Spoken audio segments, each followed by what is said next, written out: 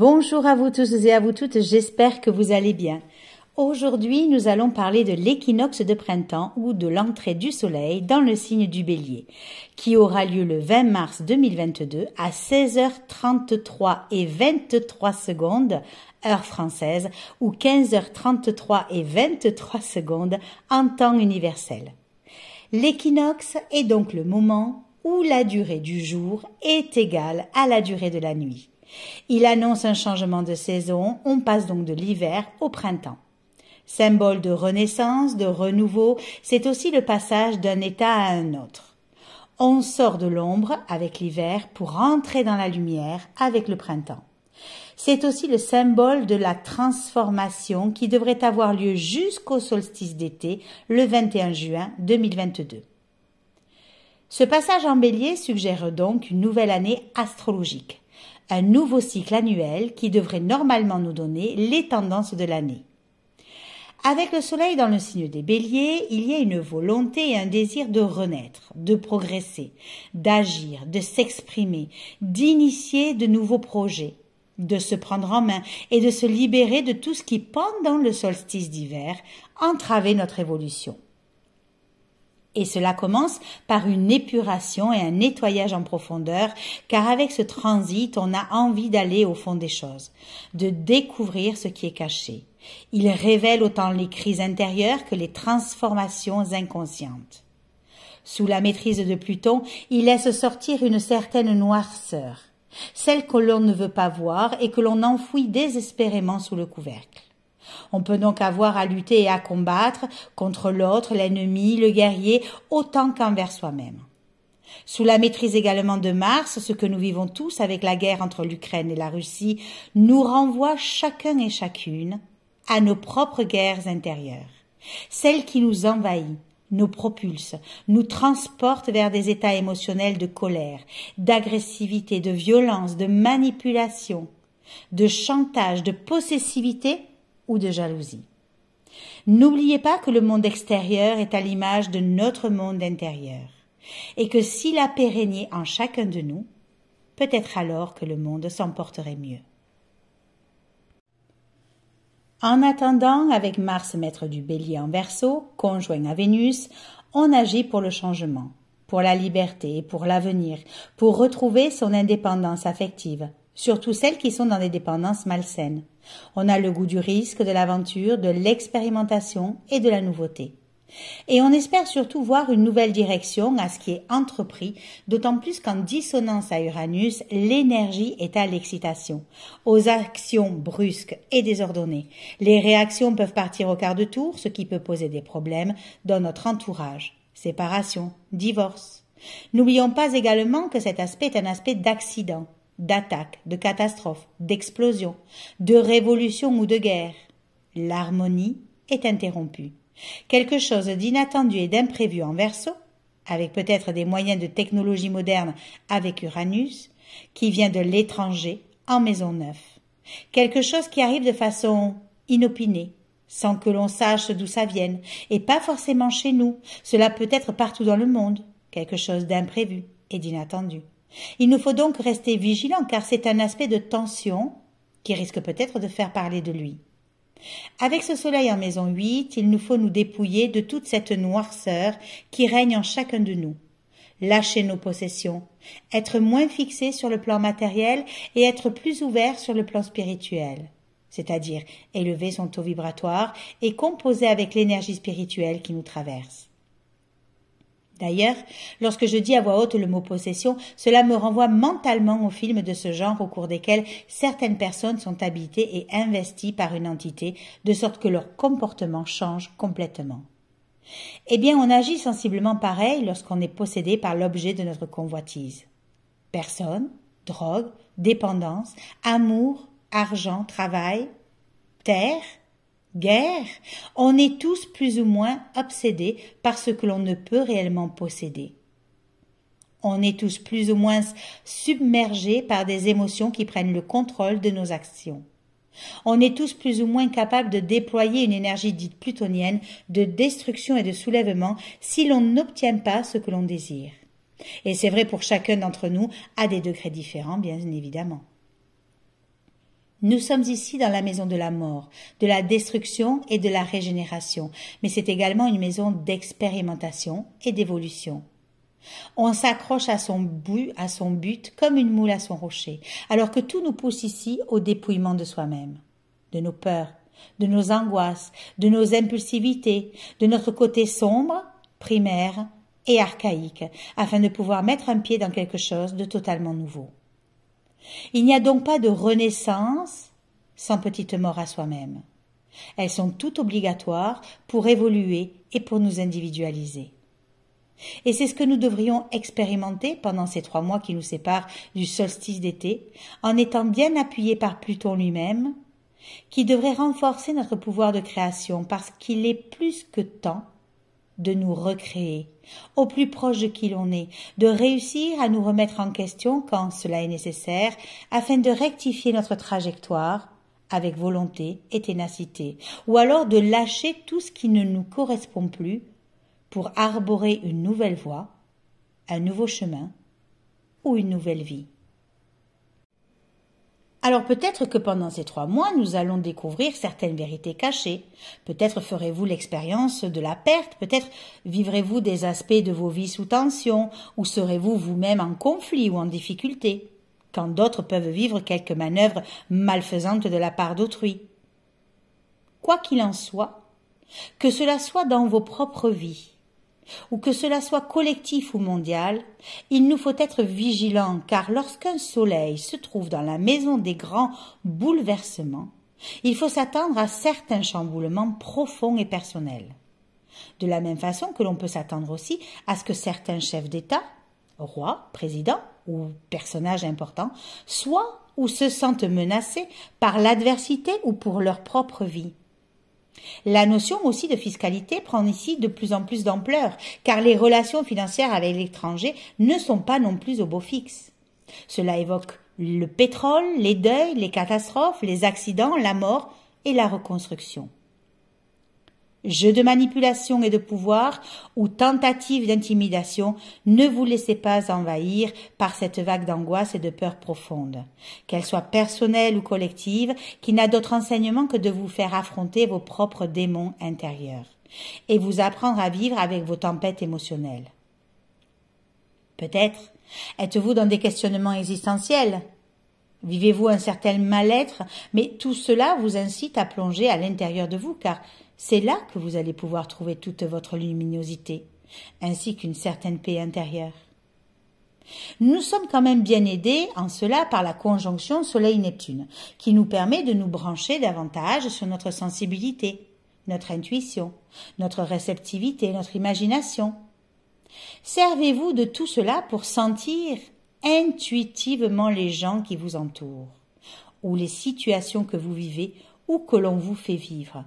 Parce que même si avec Neptune en maison 7, on aspire à vivre bien et en paix avec les autres, c'est aussi une porte ouverte vers trop d'idéalisme, d'indécision, et donc un manque de sens pratique et de réalisme qui peut nous faire prendre des vessies pour des lanternes.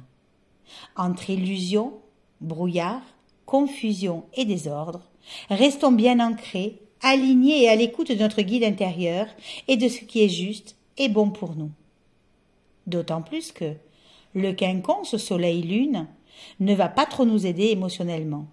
En effet, la Lune se trouve, vous le voyez, à 29 degrés du signe de la Balance. Elle est presque à cheval entre la Balance qu'elle s'apprête à quitter et le signe du Scorpion dans lequel elle s'apprête à rentrer. C'est comme si symboliquement elle était à la fin d'un cycle en vue d'un renouveau. Comme si elle était assise entre deux chaises. On ne se sent pas à l'aise. Ici, il y a une sensation d'inconfort, surtout que ce 29e degré a une connotation karmique. Donc nous avons là une lune qui nous montre que la paix, l'harmonie, l'équilibre, la sociabilité, la coopération, le respect des autres et de soi-même, l'esprit de justice, l'objectivité et tant d'autres aspects de la balance sont en résonance avec d'anciens problèmes karmiques qu'il est temps à présent d'acquérir les leçons de cet enseignement ici et maintenant, afin de commencer à corriger tout cela en nous, à corriger certaines attitudes et comportements qui non seulement nous freinent dans notre évolution, mais freinent également le collectif. Il va s'agir d'apprendre à équilibrer ou à rééquilibrer cet émotionnel, ne pas le laisser vous submerger ni vous engloutir. En maison 3, dans les méandres de vos enchevêtrements mentaux. Peut-être devons-nous abandonner certains préjugés ou idées préconçues inhérentes à certains schémas familiaux ou à certains conditionnements. Peut-être que certains seront ébranlés jusqu'au plus profond de leur être et de leurs racines, car cette position nous initie et nous oriente vers la collectivité, vers la participation et l'entraide. Rencontrer les autres sans se perdre, sans heurte, tout en restant soi-même. C'est la quête de l'équilibre chère à chacun d'entre nous. Cet équilibre qu'il nous faut tous trouver à l'intérieur de nous, en cessant de nous laisser happer par l'extérieur et en retrouvant notre centre et notre verticalité. Voyez d'ailleurs comme cette lune en maison 3 n'est pas foncièrement bien aspectée. J'ai bien peur qu'elle ne favorise pas la vérité journalistique et médiatique. Elle est plutôt génératrice de troubles, car elle fait du sensationnel, touche votre émotionnel et vous déstabilise. Du coup, avec la dissonance Lune-Pluton, cela peut vous évoquer de la colère, de la rage et de la frustration. Vous focalisez sur des aspects sombres, sur ce que l'on veut vous montrer. Elle peut révéler ou réveiller chez vous des émotions destructrices de rancœur ou de haine, car elle fricote avec la manipulation émotionnelle. Ne croyez pas tout ce que vous voyez, restez vigilant, utilisez votre discernement. Car oui, il se peut que la plupart d'entre nous soient amenés à vivre des changements profonds dans notre foyer, dans notre être, car si ces émotions ne sont pas travaillées, conscientisées et maîtrisées, on peut vite se laisser assaillir par elles et très vite s'angoisser. La tolérance et l'acceptation de ce que vous vivez ou ressentez sera très fortement appréciable.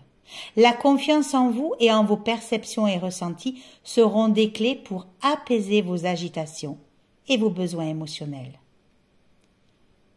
D'autant plus qu'elle sera également en dissonance à Mercure, montrant par là que cet émotionnel sensationnel et visuel nous confronte dans nos vies de tous les jours et agit également sur nos choix, nos décisions, comme si toute notre vie avait pris un tournant décisif, comme si nous devions composer autour, comme si finalement un égrégore émotionnel avait pris le contrôle de notre vie et géré notre vie à notre place. De ce fait, cela agit sur notre communication, sur notre façon de penser et d'échanger, sur notre relationnel et sur la mise en ordre et en pratique de nos idées.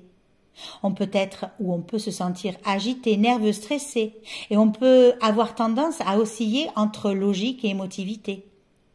Encore une fois, prenez garde à tout ce qui est dit, car cela n'a pas parole d'évangile et peut avoir une propension à déformer la réalité. Avec le biquintile Lune-Neptune, la meilleure façon de passer à travers les flots émotionnels va être d'utiliser votre discernement, mais surtout de faire confiance à vos ressentis, à vos perceptions, à votre intuition. Apprenez à vous connecter à la source. Créez votre propre réalité par la vérité de ce qui est et surtout soyez des êtres inspirés, car vous pourrez alors insuffler au monde et au collectif la vision d'une humanité ouverte sur une autre réalité. Ce n'est donc pas étonnant que cet équinoxe de printemps s'ouvre avec un ascendant vierge, car il se peut que pendant ces 3 mois qui nous séparent du solstice d'été, la plupart d'entre nous soyons amenés à vivre une sorte d'épuration et de purification, aussi bien au niveau de notre personnalité, notre conscience, qu'au niveau de notre corps. Nous sommes quand même dans le signe de la réunification du corps et de l'âme, et donc dans des énergies de guérison.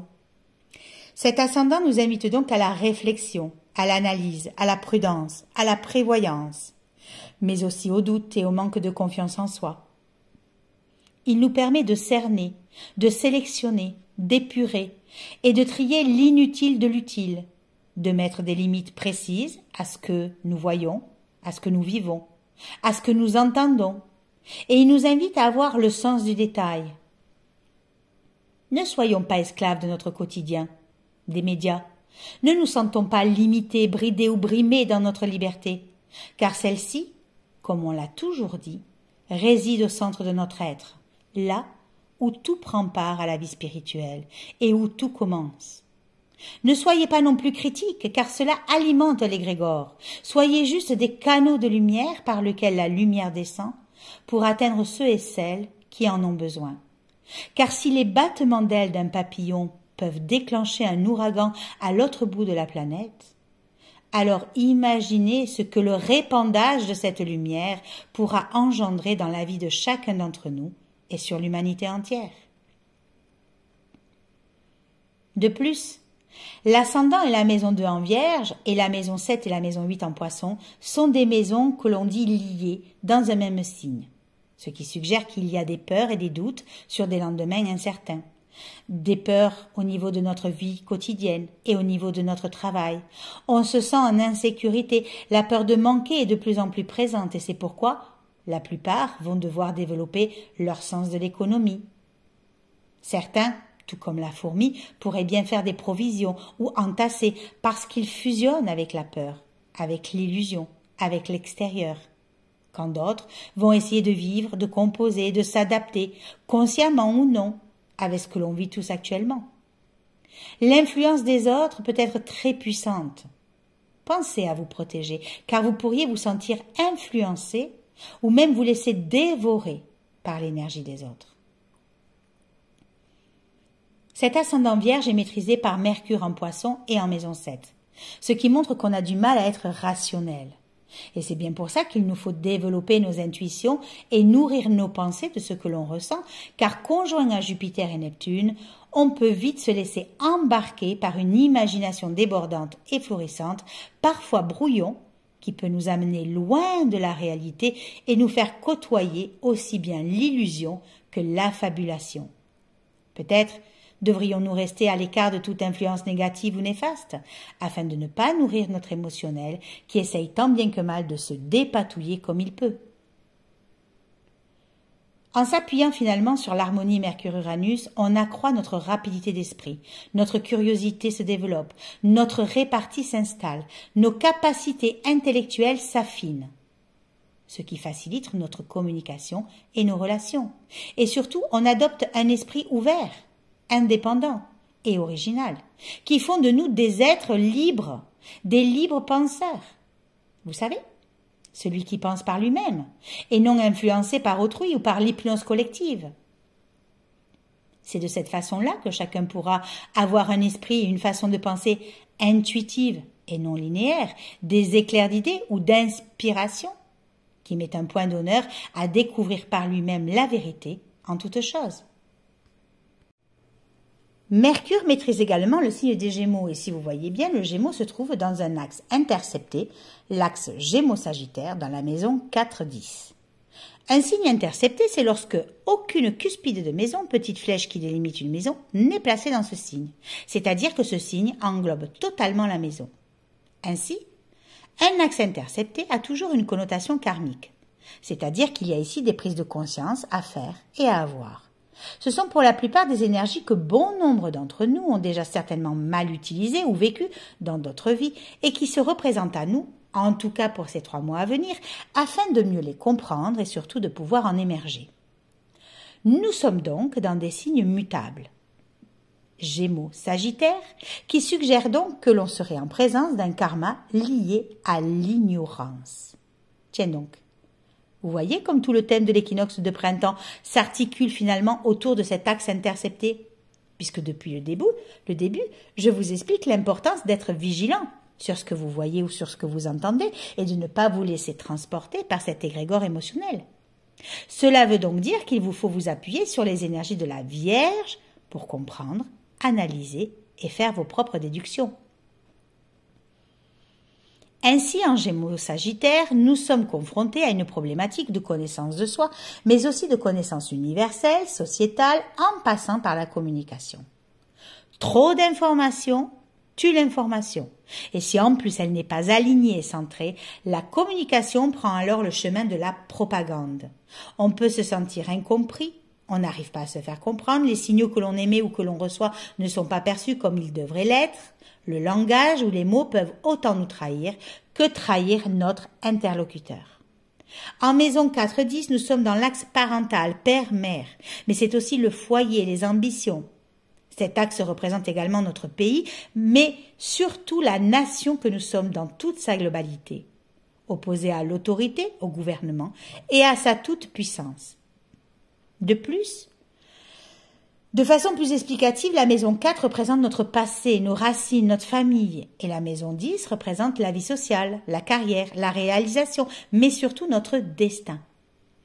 Il nous faut donc prendre conscience de notre histoire, de notre passé en tant qu'humanité, afin de ne pas reproduire les mêmes erreurs. Car c'est en comprenant tout cela, en modifiant ou en transformant ce qui doit être, que nous pourrons avancer plus fort et de façon plus sereine. Il nous faut donc nous pencher sur les générations passées pour comprendre les divers fonctionnements qui n'ont pas toujours donné ce à quoi l'on s'attendait. Ce qui veut dire qu'en ce sens, il nous est donné la possibilité d'y remédier aujourd'hui, afin d'améliorer notre sort. Peut-être est-il aussi intéressant de se demander où est-ce que l'on se situe dans ce que l'on vit tous aujourd'hui. Quelle est notre place, notre identité? N'ayez donc pas peur d'exister à travers vos propres choix et vos propres décisions en votre âme et conscience, parce que la connaissance vous libérera lorsque l'ignorance vous enfermera. Et c'est dans tout ce remue-ménage médiatique, dans cette sombre vision presque apocalyptique, que vous devrez trouver votre axe. Vous débarrasser de certains de vos blocages et exister non pas par la manipulation d'un destin sordide, mais seulement par vous-même. C'est ce qu'on appelle le libre arbitre. Êtes-vous prêt à l'entendre et à le concevoir? D'autant plus que la lune noire se trouve ici dans le signe intercepté des Gémeaux et en maison 10, ce qui suggère une certaine ambivalence dans la communication, dans l'expression de soi et au niveau de la forme pensée qui semble n'être pas chose facile.